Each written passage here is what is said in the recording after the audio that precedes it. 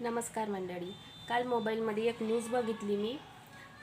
लातूरमधली घटना आहे. एका आईने आपल्या पोटच्या मुलीला 1.5 वर्षाची मुलगी होती तिला मारून टाकलेलं आहे.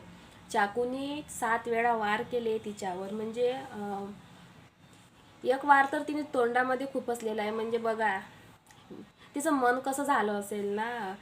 एवढे म्हणजे छोटीशी चिमुकली 1.5 वर्षाची, तिला कसं मारायचं. म्हणजे घरचे क्षुल्लक भांडणं होते, काही नाही. नवरा घरी आला नाही, म्हणजे नवरा घरी लवकर परतला नाही, तर त्याचा राग तिने त्या छोट्या मुलीवर काढला आहे.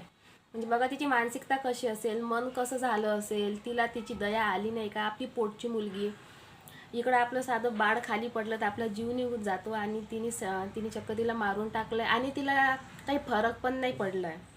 आणि मी तर म्हणेल तिला फाशी झाली पाहिजे. फाशीपेक्षा जर कोणती मोठी शिक्षा असेल ना, तर तिला झाली पाहिजे.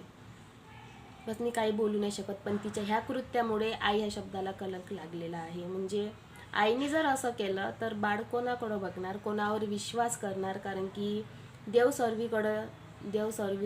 देव सर्वत्र राहू शकत नाही, म्हणून देवाने आई बनवली आहे. आणि आईनेच जर असं केलं तर मग खरीच मग कोणी विश्वास करणार का आईवर.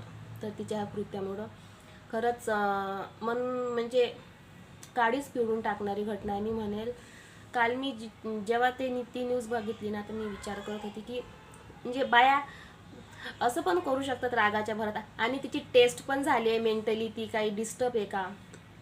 तर रिपोर्टमध्ये आलं की ती एकदम नॉर्मल आहे, आणि ती फक्त रागाच्या भरामध्ये केलं आहे. नवऱ्याचा राग तिने मुलीवर काढलेला आहे. तर कमेंटमध्ये तुम्ही सांगा की म्हणजे तुम्हाला ह्या न्यूजबद्दल, ह्या घटनेबद्दल काय वाटतं.